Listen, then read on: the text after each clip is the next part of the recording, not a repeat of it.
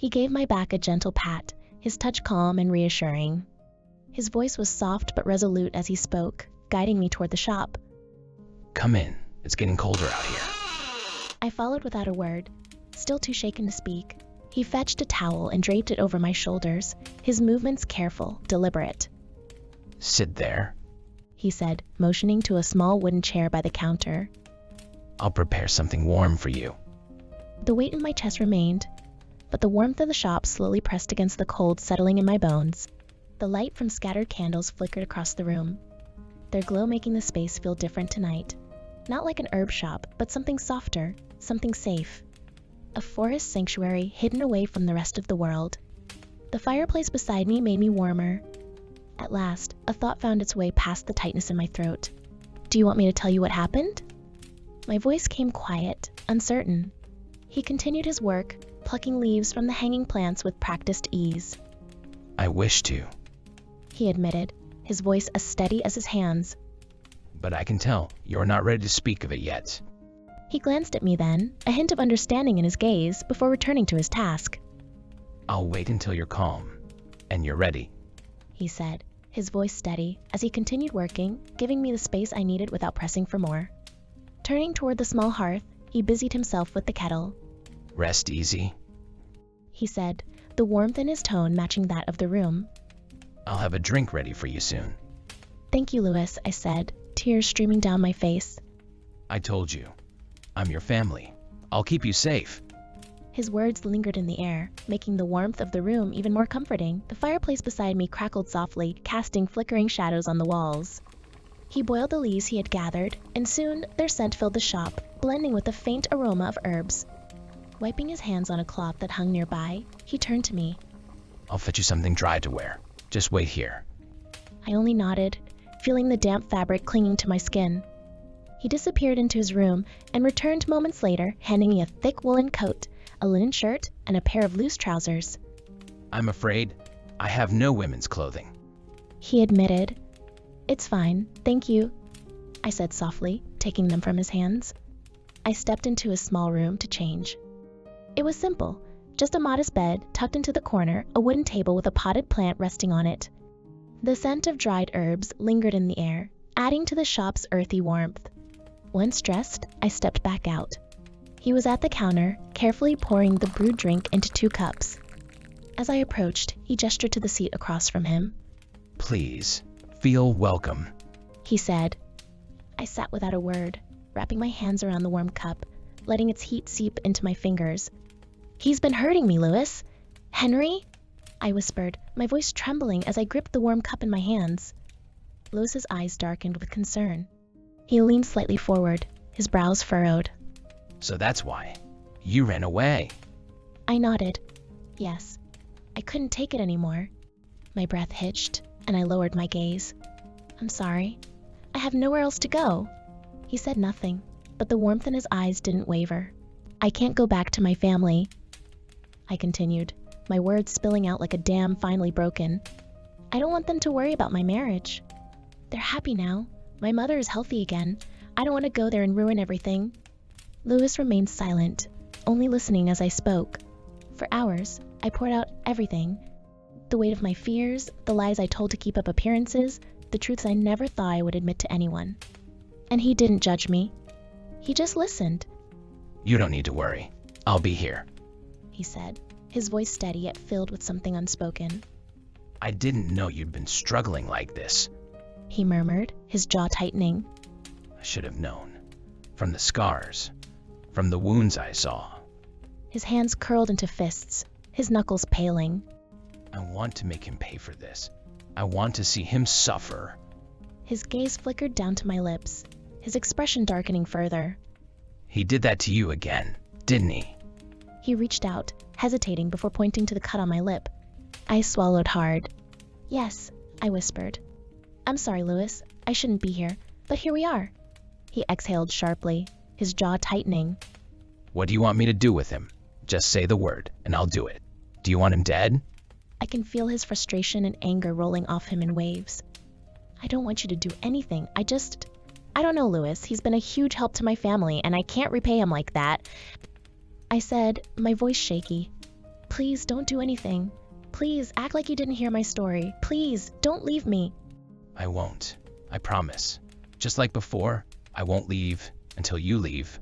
He replied, his voice soft but firm. I never got the chance to say sorry. I'm sorry, Louis, for leaving you behind before. I didn't mean to. I loved you, but my family needed me more. I sacrificed myself for them. I'm sorry. He listened quietly, nodding, before gently patting my shoulder. Before we were lovers, you were always family to me. No apologies are needed. I understand, Elizabeth. It had to be done. I didn't know what to say, the words getting stuck in my throat. Then, the silence broke as Louis spoke. It's been a long, tiring day for you. You should head to bed. He handed me an ointment. Please put it on your lips. The wound will heal faster. Thank you, I said softly, accepting it. He gently guided me to the bed, making sure it was clean and tidy. His movements were careful, ensuring everything was set. There you go. You can rest now. Call me if you need anything. I'll be sleeping outside, he said with a reassuring smile. Thank you, I said again, my voice quiet. He nodded and smiled, then stepped toward the door. As he reached for the handle, a question popped into my head. By the way, Louis, where is your family? Where is your wife? Louis paused, and I could feel the tension in the air. He turned back to face me, his expression softer now. Sorry, Elizabeth. The first lied to you. I don't have a wife. I promise that's the last lie I'll tell you. Please, feel safe here. With that, he left the room, closing the door quietly behind him. When I woke up, I found myself staring at a ceiling I didn't recognize. I had slept soundly, the longest rest I'd had in years. I touched my lips, and the wound was dry now. The ointment had worked. I heard noises from outside the room, Louis's voice mingling with that of customers. I didn't move, not wanting to draw attention. On the table, I noticed a meal he had prepared for me, and beside it, my clothes were folded and dry. I dressed quickly and tasted the meal. I didn't even realize I'd finished everything. It was delicious. My first time enjoying a meal like this. A knock came at the door, and Louis entered. So, you're awake now. How do you feel? He asked. I feel much better than yesterday. Thank you for the meal. It was amazing. And your company. I replied. I guess I better get going. Sorry for disturbing your peace here. Are you sure? You're going back to him? He asked as I walked outside the room, concerned in his voice. Yes, this has happened before. He hurt me, but by morning, he'll act like nothing happened. And I bet he's not home yet. I walked toward the door, but Louis stopped me. Please, don't hesitate to come here again. I'll help you if you need anything. I adjusted my grip on the doorknob, my heart heavy. I should go. I don't want to cause you any more trouble. Thank you again, Louis, I said softly. If he hurts you again, Louis began, his voice tight with emotion. I'm sorry, but I may break the promise I made you. Goodbye, Elizabeth. Please take care, he said quietly, and I left the shop. I walked through the village toward my house, and it felt like hours passed by. When I reached the front gate, Mary was pacing back and forth, her worry evident in the way she fidgeted. What happened, Elizabeth? We've been so worried about you. Your husband's upstairs, she exclaimed, her voice trembling with concern. I didn't expect Henry to be home. After we fought, he would often disappear for days, leaving me to wonder where he went. But this time, it seemed different. A sinking feeling settled in my stomach. When I stepped inside, I noticed the disarray. Objects were broken, the pictures on the walls shattered, the delicate vases overturned, and even the small statues that once stood proudly on the shelves were now reduced to fragments. It felt like a storm had torn through the house, leaving chaos in its path. Then, from upstairs, I heard the unmistakable sound of heavy footsteps. Henry was coming down, and he was furious. The air grew thick with tension, almost suffocating. As he reached the bottom of the stairs, I saw him, his face flushed with anger. His eyes locked onto mine with an intensity that sent a chill straight through me. I've been looking for you everywhere, he shouted, his voice sharp and full of fury. Where the hell have you been? I stood frozen, trying to steady my breath, but I could already feel the weight of his anger pressing in on me. The house, the broken objects, everything, it all seemed to mirror the storm of emotions brewing between us. I started, but before I could finish, he moved toward me quickly, raising his hand as if to strike. I closed my eyes, preparing for the pain, but it didn't come, Instead, he lightly brushed his hand over the wound on my lips, now dried and healed. So you run? Because of this? He said, his voice harsh. The wound seems healed. Do you think I'm stupid? I have ears and eyes everywhere. I know where you've been. You've been whoring around town, haven't you? I stood there, stunned, unable to find my voice.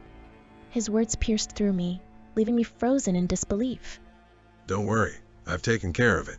You don't need to worry about your stupidity, Elizabeth. He said casually, sitting down. I've already cleaned your name. After all, I didn't want to be known as the husband of a whore. I froze, not knowing how to respond.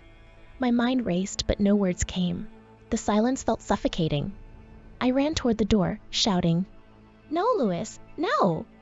But it was locked. I couldn't escape the house. Tears streamed down my face, blurring my vision. We didn't do anything, I couldn't find the words, and my voice faltered. Suddenly, I heard footsteps behind me. Turning, I saw Mary standing there, her head lowered. "Mary, did you?" I asked, disbelief in my voice. She stood still, holding some keys, her eyes fixed on the floor. Sorry, miss. She muttered softly. My sister is sick. I need my job. She continued. My anger was focused solely on Henry. I glared at him, my eyes filled with fury. "Please, what did you do to Louis?" Desperation in my voice. You don't need to know. You won't know. He said, his voice cold and steady. I've taken care of all the witnesses in the village. You think you can go around there without causing a commotion? Some saw you two hugging and entering the shop. I sat down on the floor. "We didn't do anything, I swear," I pleaded, my voice trembling. Please, don't talk anymore. You've done enough to me. He shot back, his words sharp. Do you want your family to know what you've been doing? Is this how you repay me after everything I've done for your family? He sat back, lighting a cigarette, the smoke swirling around him as he stared at me with an unsettling calmness. I won't let you escape this house. Not now. Not ever. He snarled. You're stuck here, whether you like it or not. I won't let you run off and shame me any longer. I felt hopeless, disbelief washing over me like a cold, suffocating wave. I felt lifeless, as if every ounce of strength had been drained from me. Let's go, miss, to your room. Please, take my hand. Mary urged. But I couldn't bring myself to take it. I stood on my own, my legs moving stiffly as I climbed the stairs to my room. I didn't have any more tears left to shed. I guess this is just my life now. Miss, please. I'm here if you need anything. Mary's voice trembled, but I didn't respond. I heard her turn and walk away. A soft click echoed in the stillness, the sound of the door locking behind me.